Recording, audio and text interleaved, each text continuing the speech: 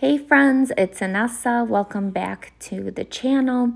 And today I have a fun mini album for you made with a cut file from Paige Evans. And this is a house, it's multiple cut files actually. And she shared these during her International Scrapbook Day extravaganza on Facebook. I'm also working with the Blooming Wild collection as well as some flair from Scrappin Studio. So really excited to get working here, and you can see I have cut using my Cricut machine the cut file, and I cut them in white texture cardstock as well as some of the pattern papers from Blooming Wild. I really didn't have rhyme or reason other than I wanted to use all of the patterns that I could and all of the different cut files that are included. And what you see me doing here is cutting an acetate house. I just use the white cardstock as a template and just cut around it. I don't have the right blade for my Cricut machine, otherwise I would have used that to cut it, but this was easy enough to do by hand. And then you just want to round the corners so that you don't have any sharp edges. I have my little crocodile, but you can use any hole punch that you have to make the holes. And this will become a 3-ring bound album. So the other thing I realized is I needed to have sturdier back and front covers. So with the weight of the balloons, it'll be too heavy for it to hold if I'm just using the pattern paper. So I decided to use my thick white cardboard and also create a front and back cover. And I'm going to cover that up with some of the pattern papers from the collection. So with this, your cutting mat, X-Acto knife, and a metal ruler are very helpful. It makes it a lot easier for you to cut through and have nice clean edges. You can kind of cut around the template or use a pencil. I did both, right? I started just trimming, and then I was worried that I was going to trim into the cardstock because I still wanted to utilize that within the album. So I switched and did the tracing. Once you have the covers available, you can punch the holes, or you can just cover it up first and then punch the holes. It's probably easier to do it that way. And I use tape, so double-sided tape, to adhere the pattern papers. I found that it's really strong and will last. I've tried making these with tape runners, and a couple of years go by and I start to see things fall apart. So I switched over to the tapes here. I get them from a bunch of places, including like scrapbook.com, Spiegel Mom Scraps, and a few other places. And then once you've got your pattern paper attached, you'll usually need to trim around unless you're really, really good about lining it up exactly on all sides. I usually have some a little that I need to trim, which is easy enough to do. And for the back side of that, I just used a pattern paper house that I had cut. It's one of the templates with that little heart cut out. And I used the other side of the paper to pop up the heart. Now, as I kind of went through the album and started decorating, you'll notice that the cover I made is actually not the cover. So I changed my mind later on in the video as I was decorating. I kind of went a different direction with the front cover, which is fine to do. So if you end up making this album, you'll just want to figure out which pattern paper you want to have on the cover. I thought the flower one that I had was going to be perfect, but then I started playing around with titles and embellishments and just went a different direction. So, and you can always do that, right? I still ended up using that piece in the album because I do need the sturdiness of it. So it's not wasted, but just a little change in direction. And then the cut file, as you see here, there's a couple in there that you can back. So I just started piecing different scraps of paper that I had from left over from this collection. I've been making lots of projects with it, so backing cut files is a great way to use up those leftover pieces. You can also get creative, and you can see I used one of the tags to back this green one because I don't have all the papers in the collection, so I needed something greenish in there, so I used that. And then you can use a solid piece to back where you've already adhered all your little pieces so that you have a nice clean back side of the house. Again, use your tear tape, use your strong adhesive. I don't recommend liquid because sometimes it can buckle, but utilize your favorite one. And then for the holes, if you were already pre-punched, you can kind of use that as a guide, or you can always take another piece of or another cardstock and just line that up and make the punches. So this next one I want to is another cut file in that package, and I just decided to make it simple and easy here, and took with the pattern paper, had that cut out as well, and then I just layered this white cutout right on top of it. So I thought this paper, you'll see me using it a lot, but this ends up being my front cover for the album. I really liked how it looked, and it had just the right amount of colors and pattern because when I went to put it together and I saw how the balloons played with the different pattern papers, I like that look. Now the balloons that you see here are cut out using the Cricut as well. I just found some files within the Cricut design space that were available to me, and I cut them in different shapes and sizes with the pattern papers.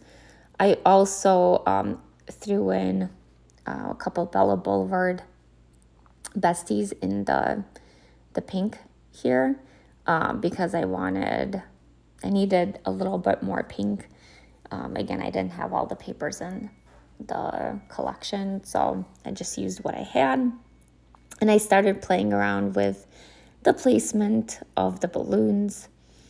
I have jewelry wire that I've used for prior projects, so my plan was to use that to hold up the balloons.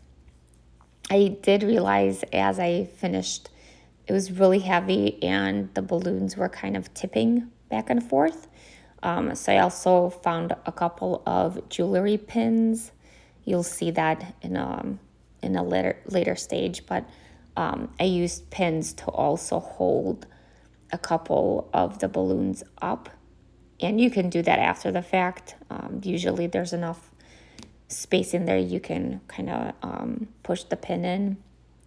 But those were just enough strength and were pretty light to hold it together pretty well and not have it bend back and forth. So do recommend you either use a combination or you might find some other better ways to do this. But I didn't want to use all pins because I was worried it would be way too heavy and bulky. But 3 or 4 of them were just enough to reinforce it. So as you've been watching the screen, what I'm doing is making a sandwich.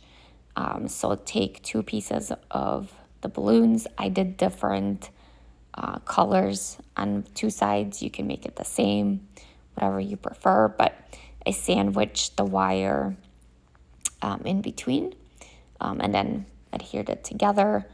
This way, you've got a cleaner look. I did think about adding like little bows at the bottom, but I thought it would be too heavy for it to hold up, and I didn't want to add any more weight to it.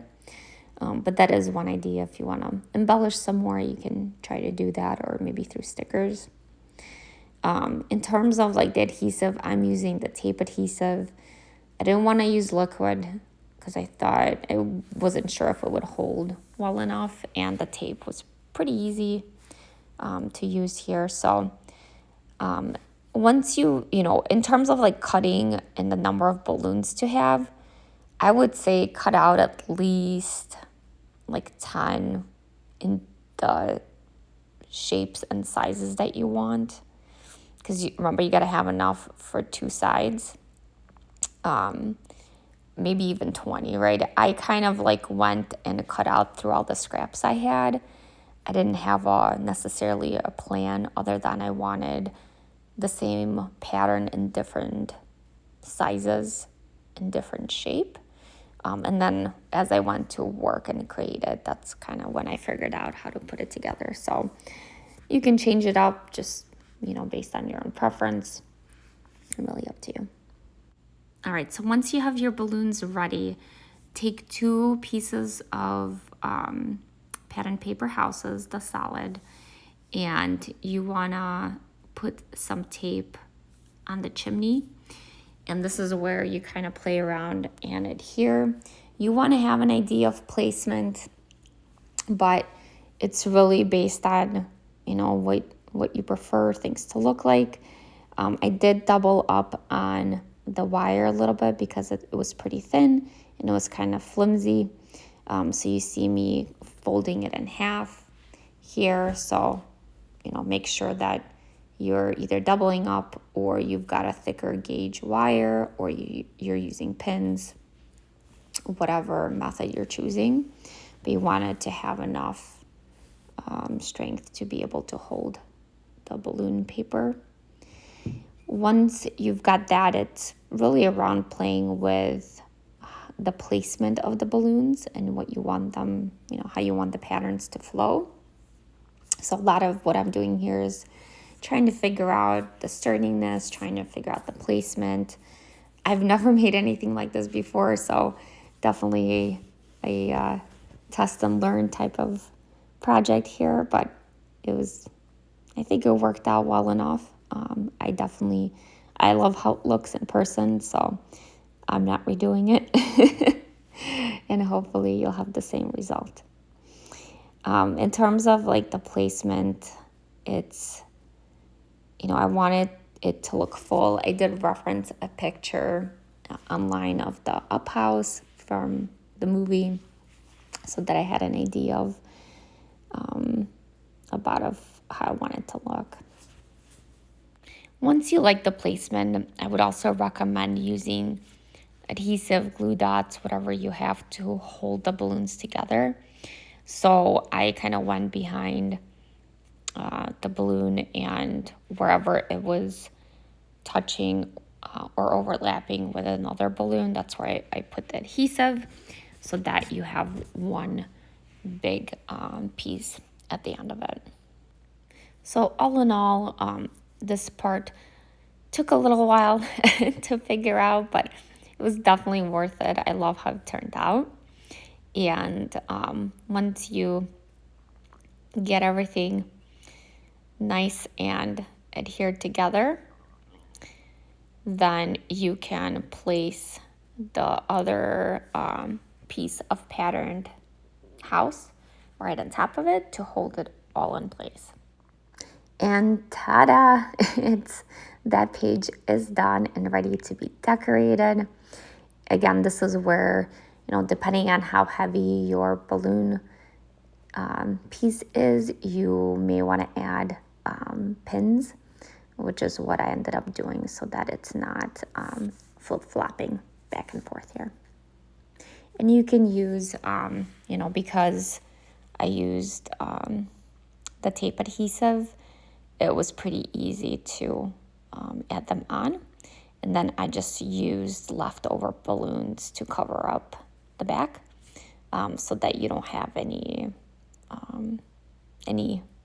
metal hanging out that you don't want to see. So this piece did take me a little bit longer because what I had originally planned didn't work out as well.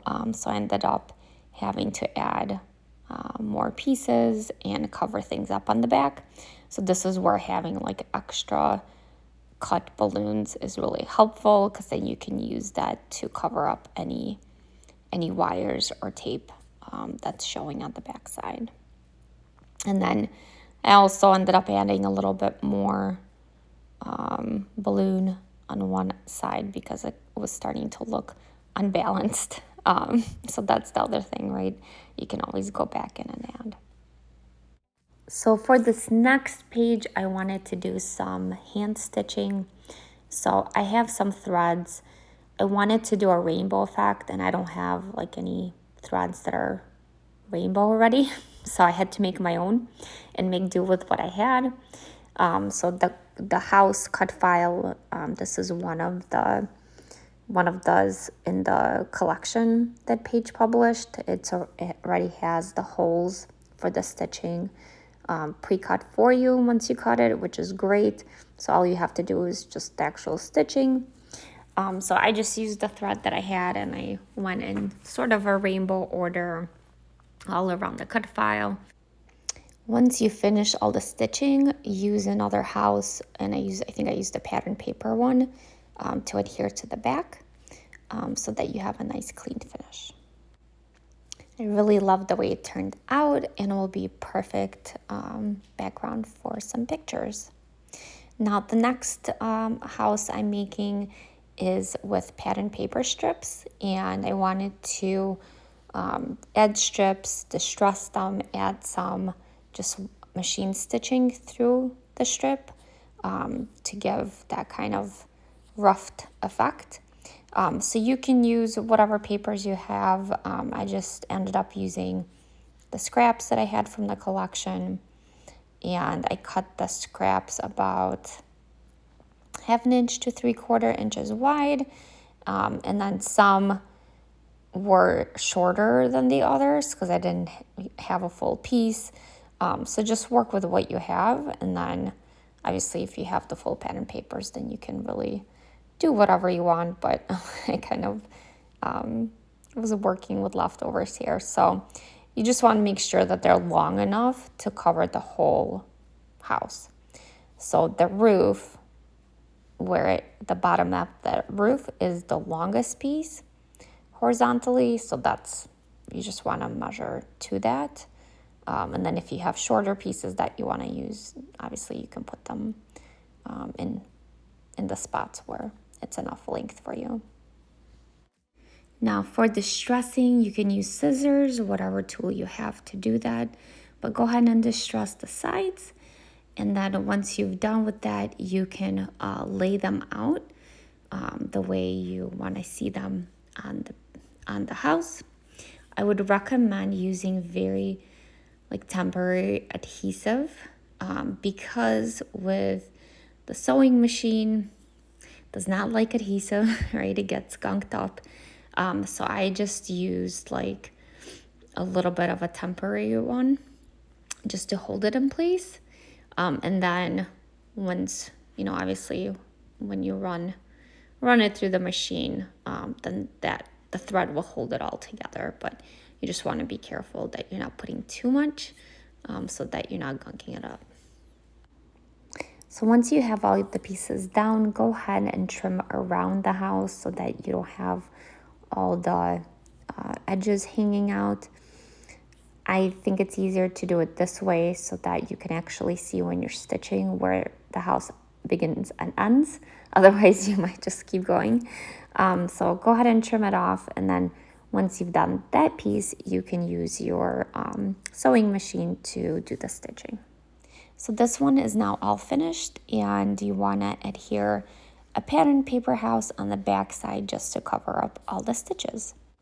For the back cover, I also added the pattern papers and stitched around the edges with my machine so you can see both sides. So now time for a quick flip through of the base pages. They're all ready. They're ready to be decorated, to have your photos added, and the rest of the video is going to walk you through that.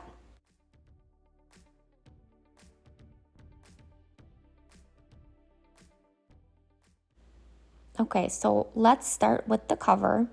I wanted to use one of the puffy words that are part of the collection, but I needed to put them on something solid. So I took and cut off a pink strip from one of the papers and used that as my little background. And then I'm putting the word awesome here. And once that's adhered, I'm gonna actually cut the ends into little banners.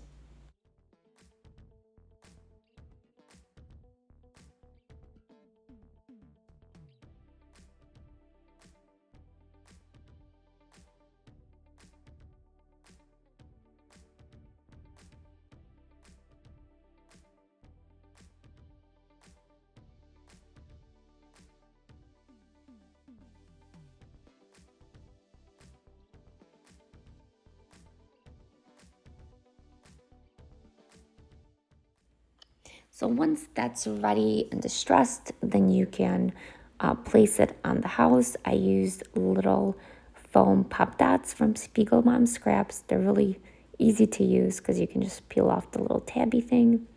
And the next step is going to be adding some flowers all around it. So I really like flowers. I just love, love, love, love them. I use them on pretty much every project that you see me create. So you can use the little foam dots again to pop them up and adhere them.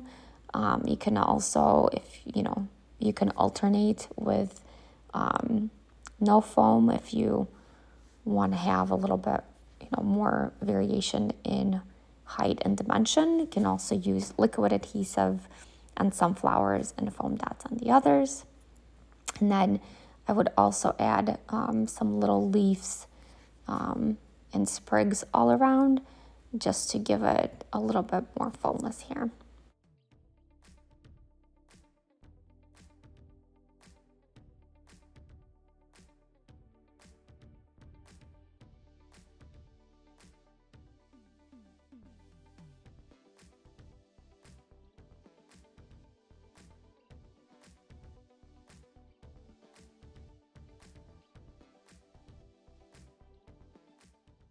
Once you like the placement, go ahead and use the liquid adhesive to adhere that.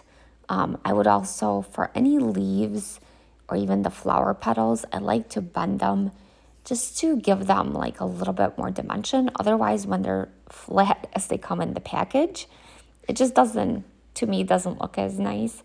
So once you give a little bit of like, you rough them up a little bit, you bend them, they actually start to look like more of a real flower, and it just pleasing to the eye. So would highly recommend you do that. And then for the sprigs, I just add the adhesive on the bottom behind, basically where they're going to be hidden behind the flowers, so that the rest of the sprig or the leaf is off the page. And it's three-dimensional. It's a really, really nice look. So from the sticker pack, I did add some hearts. So you see me playing around with the little silver one. I actually do end up moving it. I didn't leave it there, and you'll see that in just a bit. And then I also added a heart on the chimney, and I end up doing that throughout the album. So all the chimneys at the end will have a little heart. It could be one of these like silver holographic ones, or it'll be a different one from the collection, but you do end up at the end seeing that. I just like how it looks. Gives a little bit of that extra detail. And then you can also add some decorations to the balloons. You can add hearts, flowers. I added some words as well.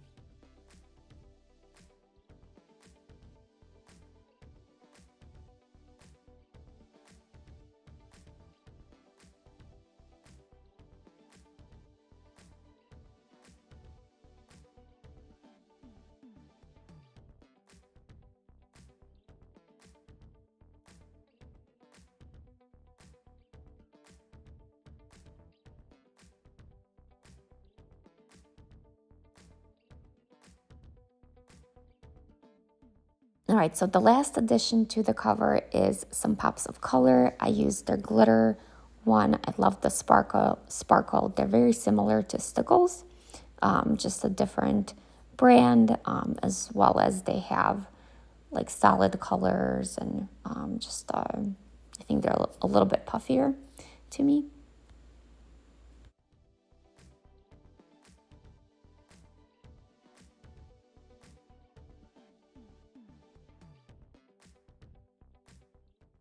All right, so moving on to the next page. This is a pocket page, really easy to make. Really, the key here is only adding adhesive to the sides and the bottom of the paper strip, and then that makes you a nice little pocket. And here I've decorated with some puffy words and then added some a little bit more ephemera and stickers.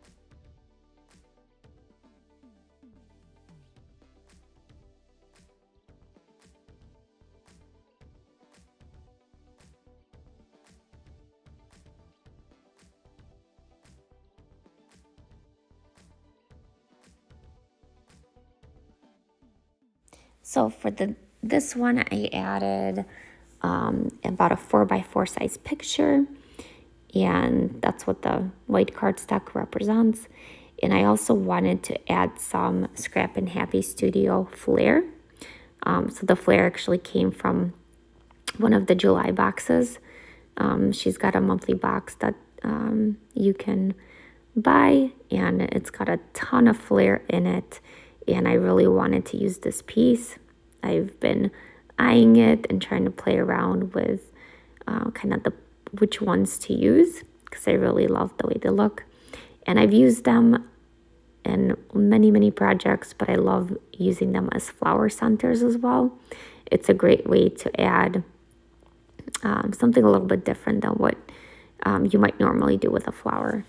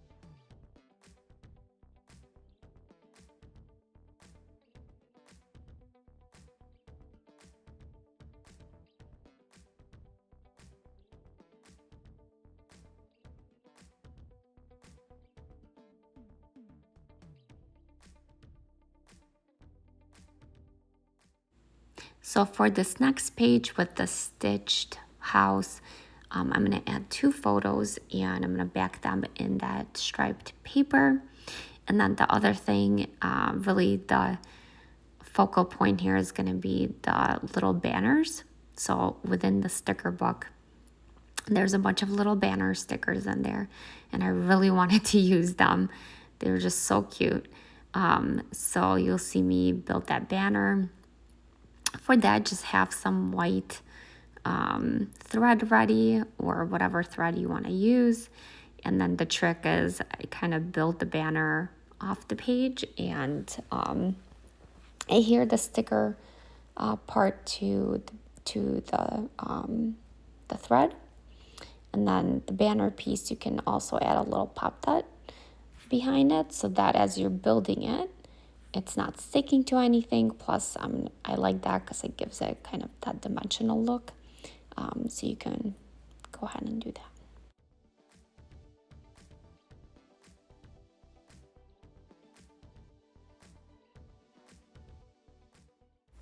So before I forget, thank you so much for watching. I really appreciate it.